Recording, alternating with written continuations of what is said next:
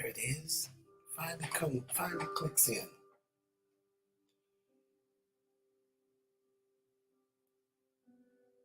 Good morning to you. Good morning to you. Come right on in. Tell your friend, tell your neighbor, tell your first cousin even that it's time for Let's Talk. Tell them to come on in. Good morning to you. Good morning to you.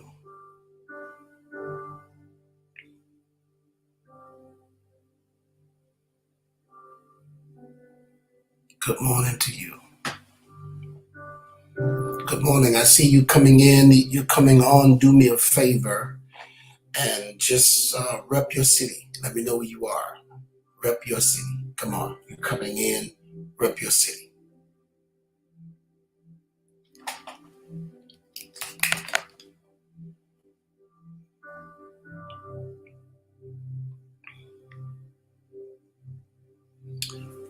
You're coming in. Come on and rep your city. Good morning to you. I'm glad you're in. Thank the Lord for you. It's that time. It's that time. Good morning to you. It's that time. Good morning. Good morning. It's that time. Come on, if you're coming in, rep your city. Let me know where you are, where you're coming from.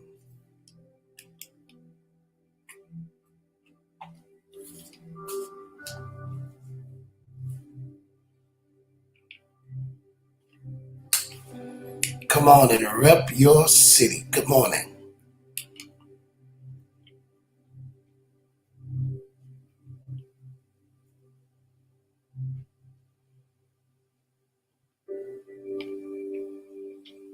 Yeah.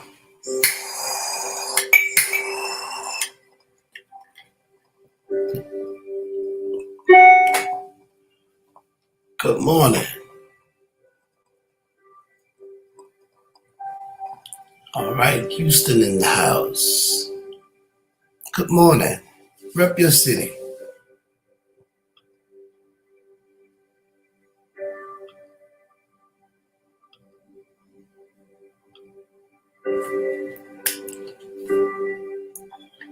Good morning, my IG family. Good morning, my YouTube and Facebook family. I'm glad you're in with me. Thank you so much for joining this morning. Let's talk. God bless you. We're waiting on one more. Just one more. Who I got there? Good morning, Beverly. I got you. Good morning, my Beverly.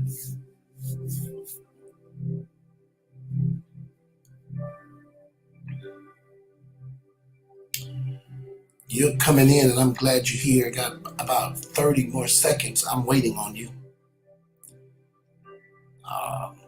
Do me a favor. Touch your cousin. Hello, Angela. God bless you. Thank you for being in. Rep your city. Make sure you're repping your city. Good morning. Good morning. I see you. Good morning. Rep your city. Come on, I want you to do it.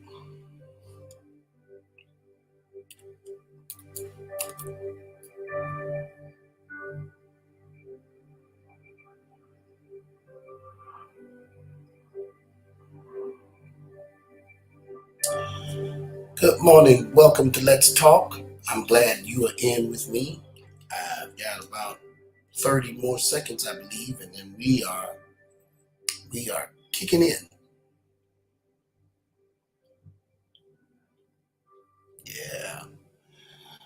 Good morning. Good morning. Good morning. Come on and rep your city while you're coming in.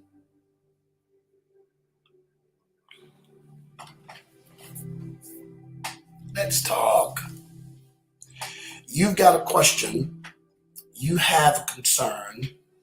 You have a thought around what we're discussing today.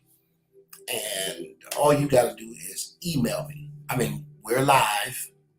So if you're emailing me, my email address is my name, Gary E. Scott at me.com.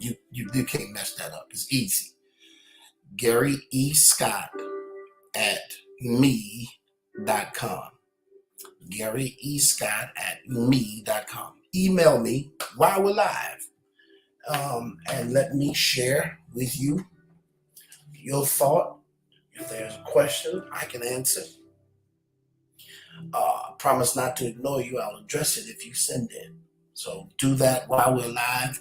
We have a few minutes that I'm here to share with you. I want to share with you. And so talk to me. Talk to me. Talk to me. All right. One last piece here and we're done.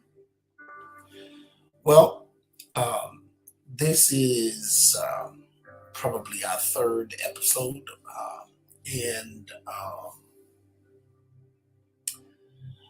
this conversation today is a real conversation. It's yes, thank you.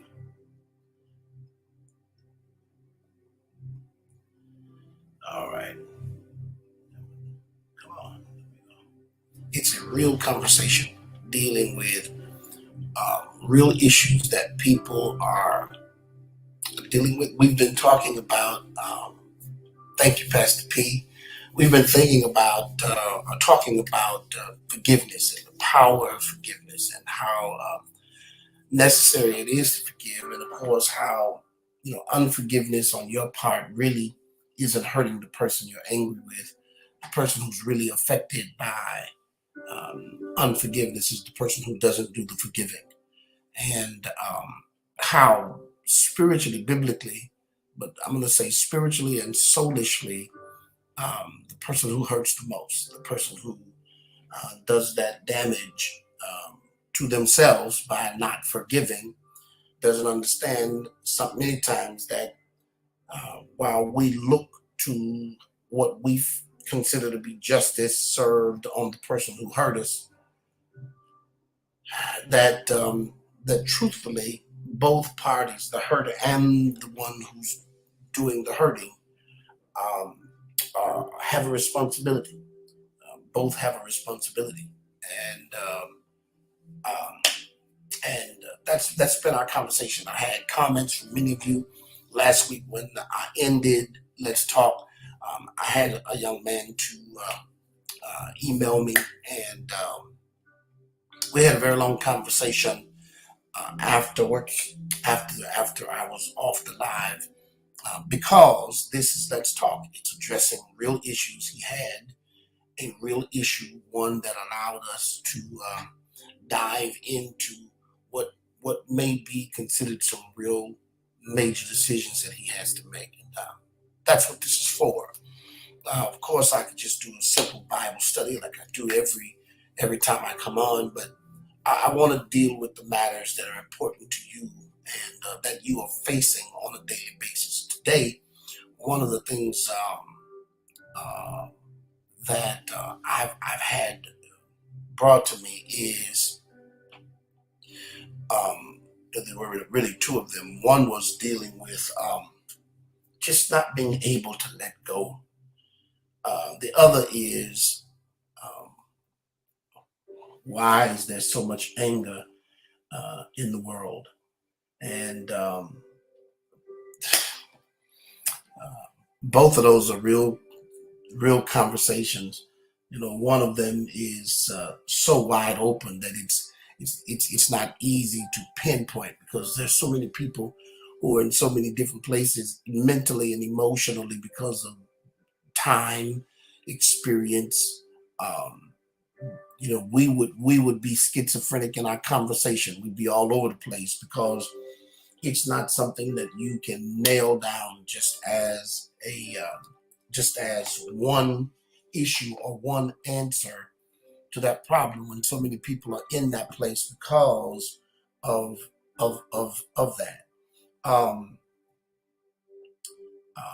and so I wanted to I wanted to address that issue with that person, and I did that this morning.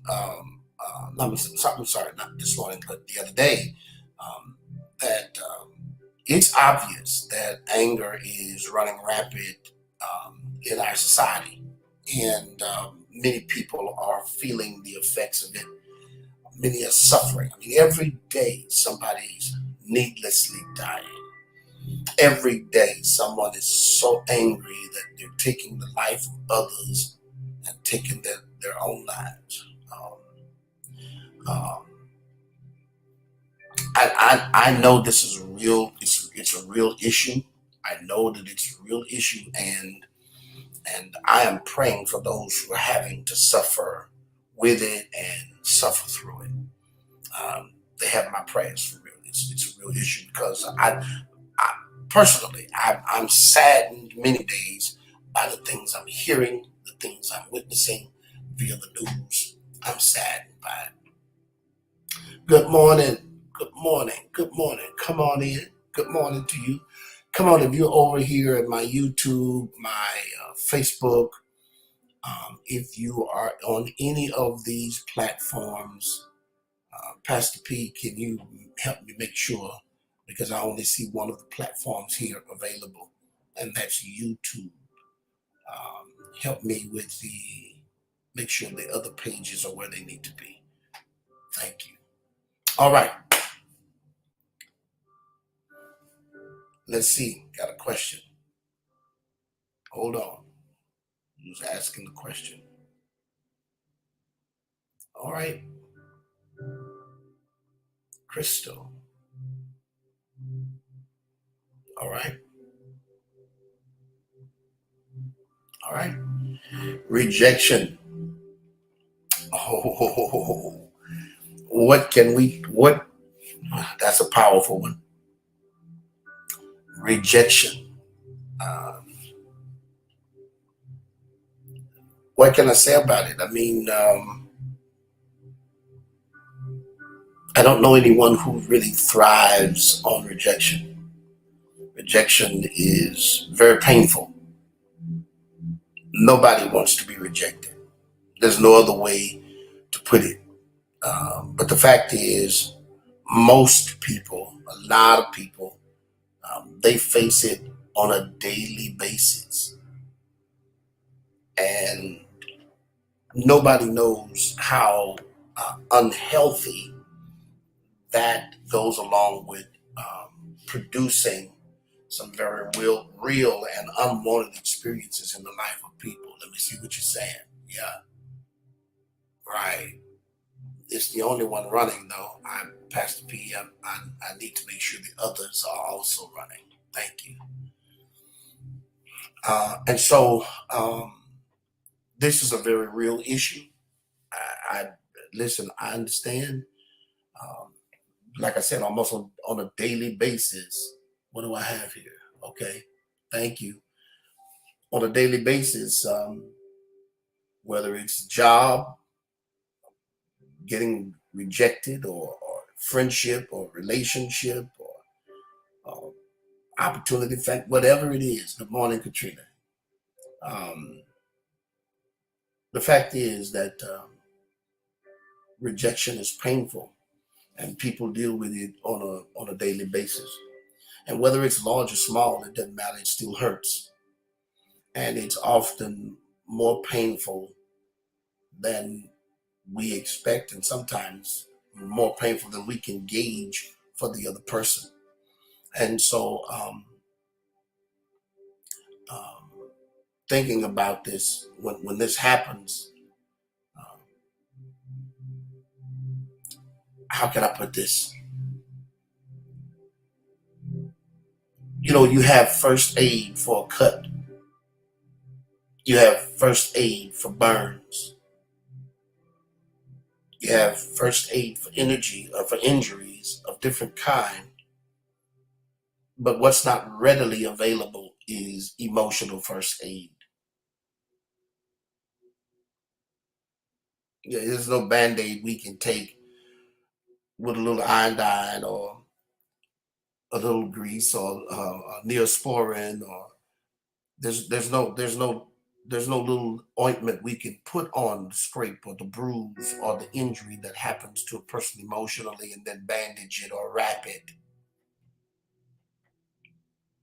Emotional first aid is not something that's readily available, and a lot of people are suffering with rejection, and there is no, this not only is there no readily available first aid for the emotional injury, oftentimes there's no one around who can immediately apply, if it was a first aid, to immediately apply it.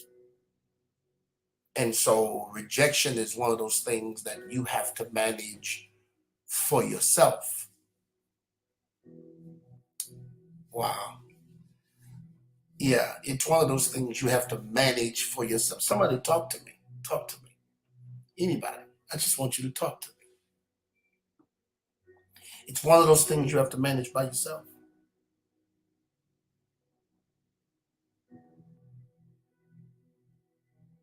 Are you listening to me? Most people don't realize that rejection, though it is emotional pain, don't realize that emotional pain and physical pain go hand in hand. Rejection and physical pain go hand in hand. All right, good. Thank you. Thank you. Someone talk to me. You got a question for me? Put it out here. I'm answering or responding now to a message I received, and so I'm addressing it. Talk to me if you can. Good morning to you.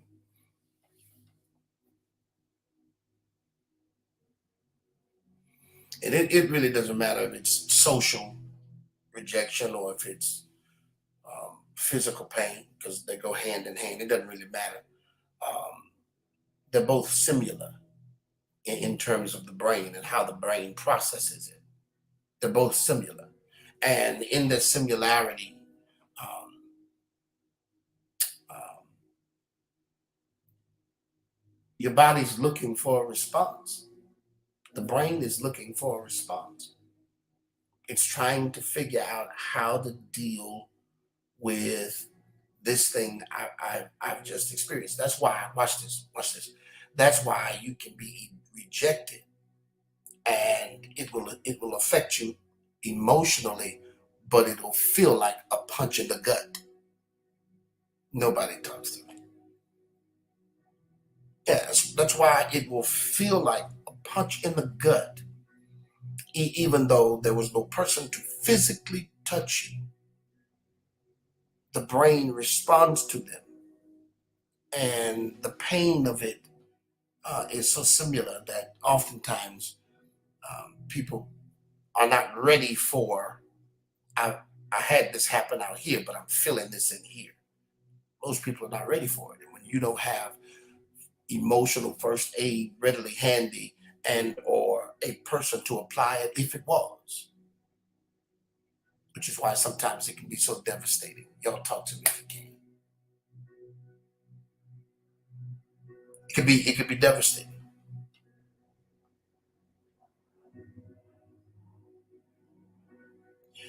You know, there are dimensions to the soul. I'm just trying to answer you.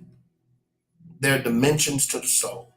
And sometimes the pain is deeper than in other times, different experiences for different people. Not everybody responds to it the same. Good morning, Mocha Butterfly. So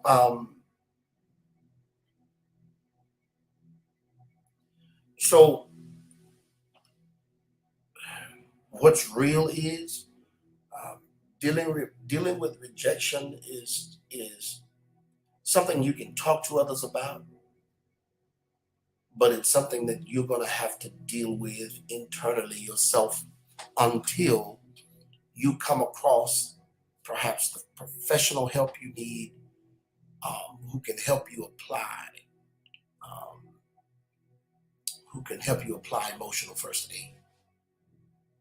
let me say this last thing about it, and then I'll address something else if someone else have a question or a thought for me. Um, and that is this: sometimes rejection can be chronic because while you may not deal with it, and or you may not deal with it, there are some people who experience rejection everywhere they turn. Good morning, Lady Jackson. Everywhere they turn, it's rejection. And in everything they do, it's rejection. And it's planted in their mind. We would call these people by their actions and their responses emotionally damaged or sick. But you have no idea, if you haven't lived in their shoes, what that feels like, to feel like everywhere I turn and in everything I do, I'm rejected. Um, it becomes chronic. That person has to live in a way that most of us would probably not understand. And if I don't have, if I don't have a counselor, if I don't have somebody who can apply emotional first aid, I'll bleed everywhere. I'll say it again. I'll bleed everywhere. I'll bleed on everybody. I'll bleed on anybody who comes in contact with me. So you may not have hurt me, you may not have done anything to me, but I'm gonna bleed. I'm gonna bleed on every relationship. I'm gonna bleed on it. And so some people are gonna catch hell from me that haven't done anything to me. They're just gonna catch hell because they have come in contact with the person who is chronically rejected. All right. So I'm going to suggest to you that so that you can stop the bleeding, that there be some emotional first aid, and that many times the person to apply it is not in the doctor's office. Sometimes it's in a psychiatrist's office, a psychiatrist's office. Sometimes you need someone that can help minister first aid. And here's the truth: when you go to that counselor, you're not looking to them for answers. They're not there to supply answers to why you're bleeding. Their job is to help you retrace the steps and the actions of your life so that you can see why you keep putting yourself in this place, and so that you can make different decisions and move forward in life. I got another question. I'm having a situation where a much older lady offended me recently, and then tried to say that she told me off as a sister in Christ when she was very rude with her delivery. I hadn't even done anything to her personally. What do I do with this situation? All right, I got it. Thank you, first and foremost. Thank you for the email. I appreciate you sending me that email. Those of you who are with me, when you hear that bell ding, that's because somebody just sent in another email. All right. Um, but I understand. What do I do with this lady who is a much older lady? So I'm supposed to respect my elders. And she, in your words, she told you off in a very uh, not so nice way, but said that she did so as a sister in Christ. You're a bit bothered by her delivery because her delivery was very rude. When in your mind, and I'm going to say in your mind, you hadn't done anything to her personally. What do I do with this situation? Um, Sometimes what we do not consider as an offense becomes an offense to the other person, not because they see it through your lens, but they see it through their own lens. And sometimes the things we do are triggers for people that we don't even realize are triggers. Now, I'm gonna say this: long time ago, everybody say it with me, long time ago, long, long, long, long, long, long time ago. Um, uh, and I'm talking about all the way back in high school. That's a long time ago for me. I there was this at that time young girl, we were teenagers that I liked, and joking around, um, we were playing, and I raised my hand. When I raised my hand, she jumped. I mean, she went immediately into fight posture. I'm playing. We're laughing and playing. And I made one gesture that was too familiar. I made a gesture that was too real for her. And I had to apologize because we were just laughing, talking. I'm trying to figure out what just happened. That posture of mine triggered something that she had been experiencing that I didn't know anything about. It was too young and immature to even grasp at that time. That she had some real experiences where she was battered and abused. And here I am, I'm thinking nothing of my gestures. But for her, it was a real threat. Why am I using that? Because sometimes while you may feel like you didn't do anything to her, you don't know what her triggers are.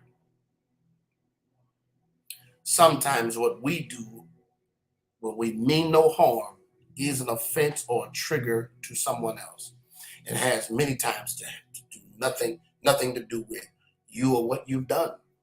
It's just their trigger because of how they see through their lens your actions and or reactions. So what do I do in this situation? Well, I would because you're now bothered by her response and her activity. Um, all right, hold on. I see you because you forgot to mention that it was about a man that I no longer have many dealings with. Okay, uh, all right. So she's dealing with you about somebody that you're not even dealing with no more, right? So for you, this is an issue dead. Isn't even worth talking about. Why are you coming at me like this? That's if I have the picture right. All right. Okay. If I have the picture right, to you, this is an insignificant conversation. This is something far removed. But let me tell you anyway. So it's about to answer. The question is, what do I do in this situation? Well, one of the things you mentioned is she's a sister in Christ, or she came at you as a sister in Christ. And if both of you are Christians, then both of you have a spiritual responsibility. And the spiritual responsibility is if one has an ought or fault with another, that you go to that one and you do your best as mature people, not to readdress the matter in anger, but to address the issue as mature believers. Listen, I offended you. Somehow, obviously, you were bothered by a situation that isn't even real in my life anymore. But the way you came at me was an offense to me. So I want to understand why you were bothered. I want to understand what your offense was when this is something that's far removed from me. I'm not even dealing with the person that the conversation was about. Because I want to, number one, I want to make sure that I am handling my spiritual mandate, first of all, to have an understanding. And number two, to make sure that you and I, as sisters, if you are sisters in Christ, um, we are handling our responsibility not to allow offense in either of us to exist. I want to understand because maybe I did something to trigger you. Maybe there's something somebody told you that you're not privy to, the truth. The first attempt is to get an understanding and see if you can resolve the matter between the two of you. The biblical responsibility, since you say you were both, you brought up sisters in Christ. She may be, she may not. Um, would be to forgive. You know, that was episode number two. But it would be to forgive and walk away from this having dealt with the issue. If it doesn't work, and the two of you have to coexist. By coexist, I mean maybe you work together, or maybe you go to church together, or whatever it is. If you coexist, then there's somebody else who manages the space where you coexist, be that a pastor or a leader or supervisor. I'm answering this so it doesn't matter whether it's you or someone else asking this question. It's the same. That you go to that person with a person who manages that space. The reason you want that is there may be some environment that's conducive or some environment that is not conducive to your coexistence. That if I'm the manager of the space and I know that I'm a bridge builder, then I've got to do what makes having two important, valuable people be able to work in an environment and go to that person again to see if this matter can be resolved. Now, that's just biblical responsibility. It's Christian responsibility. Um, First and foremost, just to have an understanding. Of course, the first thing I said is we respect our elders, right? Um, Being our elder, however, doesn't mean that you're always right. And sometimes, again, people respond out of their lens. See, watch this, and I hope I'm helping you. You see how you brought the question to me, and immediately I related to the question based on an experience I had that was so long ago. That has nothing to do with now, but I related to a story that I had so very long ago. It is possible that being that she is older, that her inclination to whatever she assumes is a present issue in your life made her relate to it based on an experience long ago. May have had nothing to do with you. And so then it's important that you're not carrying around something that's really not yours to carry around. Her response to you is hers to carry around, not yours. So let her be the only one who carries that around. Do what you have to do to have understanding and to operate in forgiveness with a clear heart and a clear mind, making sure that you've done your due diligence and your responsibility as a human being, and then as a Christian also. And please don't carry her response around. It's not yours, it's hers. It came from her. Let it remain with her. And you do your best to remain in peace and achieve understanding and peace between of you if it's possible. And if it's not, after following the instructions I just gave you, if it's still not possible, then you let that situation go, because now she will have to answer to God.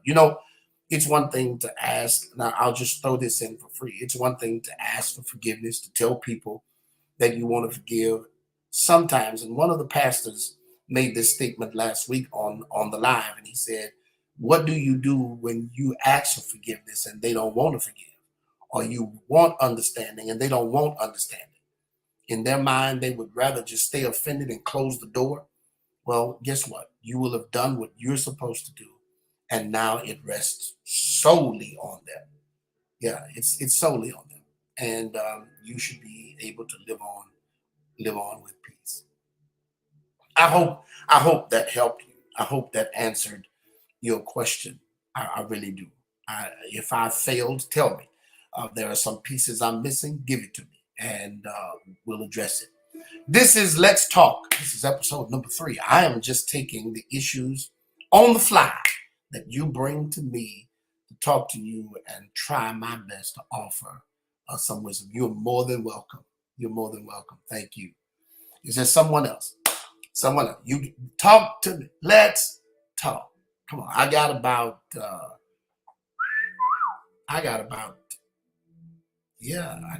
10 minutes. That's it. So if you're out there and there's an issue, and you can email me. Where do I email you? Gary E. Scott, GaryEScott at me.com. Gary E. Scott at me.com. It's hard. It's hard, isn't it? No, that's rather easy. If you got my name, you have my email address. Gary E. Scott at me.com. Ask me the question. Put the issue in front of me, and let's talk. All right.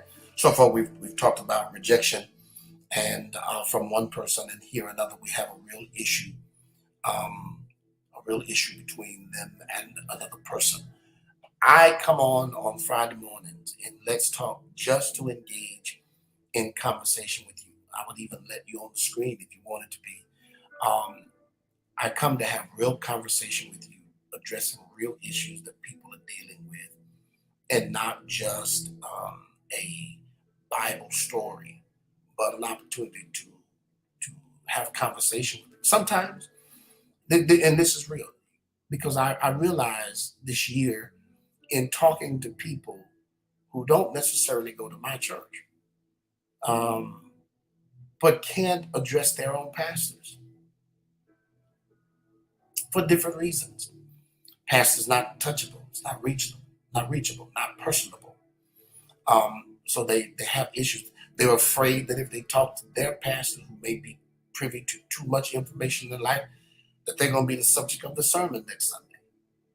Because there are many issues why people don't get a chance to really communicate with their own leaders. Some people don't have one. But as a pastor, I realize that when people bring their issues to me and we share with them, we give answers and wisdom and counsel, and sometimes even direct them back to their man of God or woman of God, that we do so. Um, I do so just to be a help. So there are some issues within churches, some issues we have outside of church that this platform allows me to address the issues in many ways, like I address on the phone that nobody knows about. The number of people who call who need someone to talk to who would be a sound voice. That's my commitment. That's my heart, and it's why I have Let's Talk. Yeah, Let's Talk. You're enjoying this, and guess what? You're enjoying it, and I'm having fun. This is not work for me. This is easy for me. This is not work. This is easy. Let's see what we have. You heard the sound. You heard the sound. Yeah.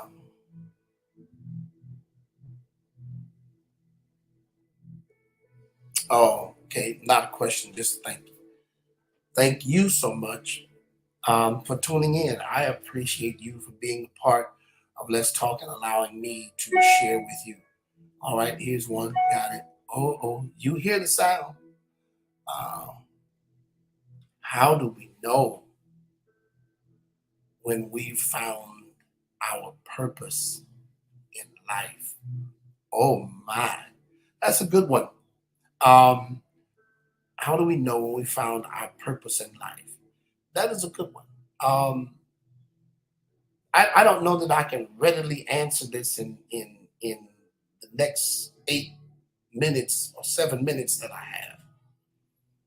Um, but let me start at least, and if I can't do justice to the answer here right now in these next 7 minutes, I promise you it'll be your question I start the next Let's Talk with. I promise you. Um, Purpose is not an impossible thing. Sometimes in our mind, we get to dealing with big subjects and we get to dealing with what we think are big subjects. It's hard to wrap our mind around them and really think through them for what they are. But let's start here. Purpose is the reason for which something is done or the reason for which something is created. Thank you for sending the email. The reason for which something exists. Um, so if there's purpose, then there is reason. If there is reason, then there is assignment. Sometimes people never touch purpose because they're never clear about the reason they were created or the reason they're put in place. So let's just start with if there is purpose, then there's a reason you're here, and um, there is something you are created to do, something you're created to affect. Are you listening to me? All right, I see the email coming. I promise I'm going to try to get to you. Hold on. Um,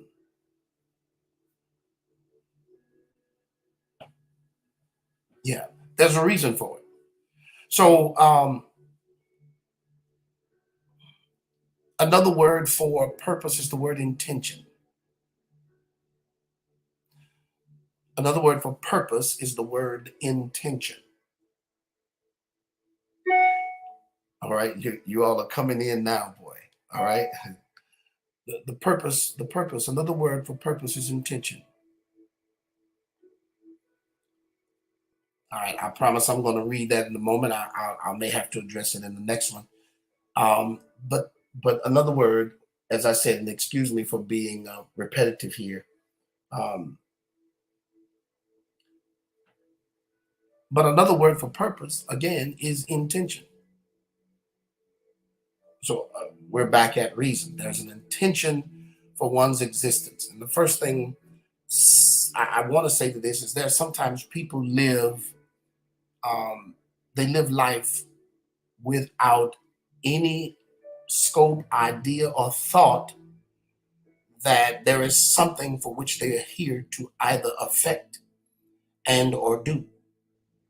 They just get up every day, go to a job, come home from that job, and repeat the cycle without thinking about who and or what they are to affect. Life is just lived, but never think about intention. And I want you to understand that there's a purpose and a power when it comes to intention. So nothing is about it's by accident. Um, you have to acknowledge that you're created. I think you wouldn't ask this question if you didn't acknowledge that there is some reason you're here. And I want to ask you the question, want you to think about this. I promise I'll pick up here. I want you to think about this. What is the easiest thing for you to do without effort? You could do it in your sleep. It's like nature. It's nature to you. It's not even second nature. It's just who you are, what you do with no effort. It comes so easy to you. What is it? Like for me, I know why I'm born. I know why I'm here. I've known it for a very long time, probably since I was 12, if not 11, maybe even 10. Because at 10, I saw myself at 12. I know why I'm here. And what I do as a part of my purpose, I do so easy. It's no work involved. One of them is this: I was born to do what I do. I wasn't born and then figured out I want to do this. I was born to do this, born to teach. It's why I'm good at it. And I didn't go anywhere for anybody to perfect it or hone the gift I have. I was born with it. So here I am. I'm walking in my intention. I'm walking in my purpose. And I know how I impact people. What is it that you do that is so easy that it is a part of you? It's your nature. It's what you do without effort, without what is it that you do that brings about an effect or bring about impact on the life of others and or circumstances and situations throughout life? What is it that you do? Because you were created for a reason. I want you to think about it. I want you to think about it. I want you to think about it. There are some people that are just so good at numbers. You can rattle off of them a number, and man, they can come back, boom, boom, boom, boom, boom, with resolution to that number, how that number solves the equation, the cost, the figures, everything that goes with it. It's just, it comes like that to us. It's nothing they studied in a book. Study may have sharpened it. Study may have even broadened it, but it had to begin in them, man. And so then it's no secret that they're good with numbers. They're dealing with accounting or something in science, mathematics. Mathematics is a part of everything in life. But they're architect, they're engineers. It's not It's not a forethought. So I'm saying to you, think about what comes so easy to you. What if you've spent the last 10 years doing only for you what comes so easy for you that you really could do to impact other people? Think about it. I'm going to say it again. What if for the last 10 years, hey, Brother Kelly, you've been doing something only for you because it's what you like, it's what you want to do, and you're so good at it. It comes so easy to you. But if you think about it, you could have been doing this for you and 25 other people, 35 other people, probably even getting paid for it. And you love to do it. To you, the pay is doing it, but it impacts other people. But you've only been doing it for you. You could have been living next door to purpose and not even know it because you didn't stop for a moment to think why you were created. Good morning, lady man. Are you listening to me? All right. So I really want to I really want to I really want to dive into this with you because purpose is never far from your affection. It's never far from your affections, your actions, your appetites. It's never far. And I'm a preacher, so let me give you this answer. And then my minutes are up, but let me give you this answer. Watch this. Watch this. I said they're never far. The men that Jesus took to make fishers of men, they became real fishermen, men fishers, or men who were already tapped into the art of fishing. They were already anglers. They understood what it took to prepare a net. They understood, you understand? They understood tide, they understood timing then. Because they understood tide, they understood timing. They understood there are certain things about the depth versus the shallow. And when he begins to employ them now into purpose for their living, not just how they made a living, he took men who were fishermen and made them fishers of men. Your affection is never far from your purpose is never far from your affection. Purpose is never far, never far. So maybe you need to sit down and think about who you can impact and how you impact others in their lives because purpose has to do with intention. How about this? You'll be my very this I want you to tune in next Friday. How about this? And I will probably um, um thank you. Thank you. You hear the buzzer, you know that means somebody chiming in. Um how about this next Friday? We'll be celebrating. You'll be full from turkey and dressing on Thursday. And Friday, when you chime in with me Friday, you and I'll be able to go into this conversation. I will start my conversation with Let's Talk episode 4, dealing with purpose. I hope what I've said so far gives you enough to jumpstart your investigation. I hope what I've said so far will cause you to stop and take some time and really think about it and give you a launching pad. And then when I come to you in our next episode, number 4, I'll be able to start this conversation with you on purpose and how you find that purpose. For now, my time has come. I'm looking at. I got it. I'm actually 5 minutes over what I should be, but I want to be able to answer this for you and have the conversation with you It's like I said a moment ago, many times, and my reason for doing this is many times people can't touch the influencers in their life. They can't reach the pastor or the leader, or they can't get to their boss or their supervisor for many different reasons. They can't take their conversations and issues to people who sometimes may be too close and don't really see. The purpose of Let's Talk is so that you have someone with a sound voice and the wisdom of God that can perhaps address the issues that no one else will address for you. And or perhaps you just want a different perspective. I don't mind. This is not work for me. I was born to do this.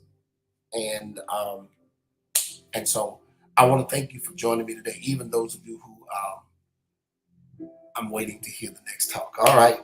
All right. And I'm waiting to have it. I'm waiting to have it. So let me tell you, thank you today for joining in with me for these 50 minutes and allowing me to talk your ear off about the matters that may be somebody else's matters, but they may also answer questions for you. I'm praying for you, and I hope that you will pray for me, would you? And if you don't know how to pray, it's okay. Just simply say, Lord, help him, or Lord, bless him. That's easy. Thank you. Thank you. I appreciate that. Send me that email. I have a couple that I will read that came in, and be sure to address them following the next question that I have in front of me, or the question that I have in front of me, so that we can address them all. I want you guys to know I really love you. I mean that, and I appreciate you so very much. Listen, it's not a requirement. It's not. It's not a requirement, but I always place on the bottom of our screen um, an opportunity for people to sow. The scripture teaches that it's not that people don't want to. Many times they don't have the opportunity to. So I just provide you an opportunity to sow if you choose to. This is not a requirement.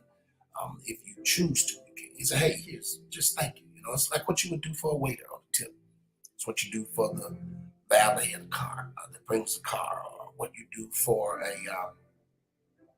I can't think of the name of the person now, but if you like cruising on the ship, when you get ready to get off the ship, you leave a tip.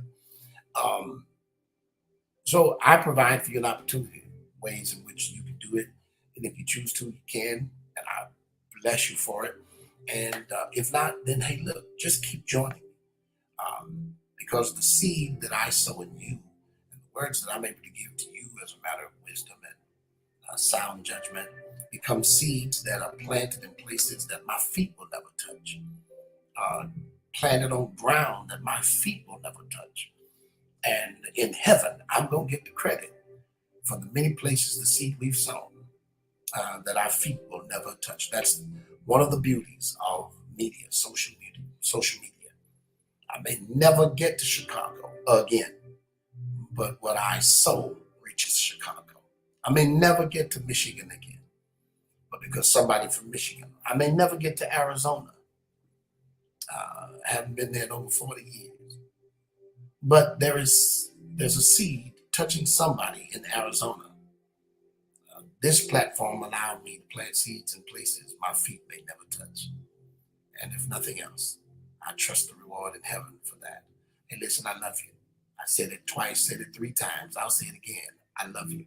And I appreciate you for joining me. Let's talk. Look for the next one. Friday, 7 a.m. Tune in. Fridays, 7 a.m. Tune in. Between now and next Friday, I won't be able to, many of you, to tell you again, but I'm going to tell you now. Happy Thanksgiving to you. I hope you enjoy family, your friends, and I hope you have a whole lot of fun. I hope you and your family, you eat, play a few games um, with each other so that you can laugh and talk and enjoy each other, and then get up and go eat again, and then come back. And listen, listen, listen. Do all of that before you pack your extra plate. Y'all know you good for packing plates. You come through the door with Tupperware. You bring your bags to carry food away. Y'all know you do. You know you do. You come in. People can't even get a slice of pie. You already cut 5 out of it. and put it to the side. You done told Auntie Baby, take yours and put it in the oven. So can't nobody take your plate, put it in the oven, put it in some foil, wrap it up. Come on, talk to me. I won't get to see you, many of you, but just say yeah. But enjoy your Thanksgiving. And in between now and then, know this. Today is Friday. You have the chance to meet me on Sunday at 9:45 for prayer, 10 o'clock for our worship experience. You have time to meet me on Tuesday. And join me on Tuesday for Word um, Transformation Tuesday in the Word. And then you have Wednesday noontime, our noonday Bible study. Thursday is the only day right now that I'm not on with you. And then Friday, we'll be back at Let's Talk. You've got opportunities to join with me and share. And I look for you to do each and every one of you to do that. So if for some reason we don't get a chance to cross lines, our social media connection doesn't happen. Happy Thanksgiving to all of you. God bless you.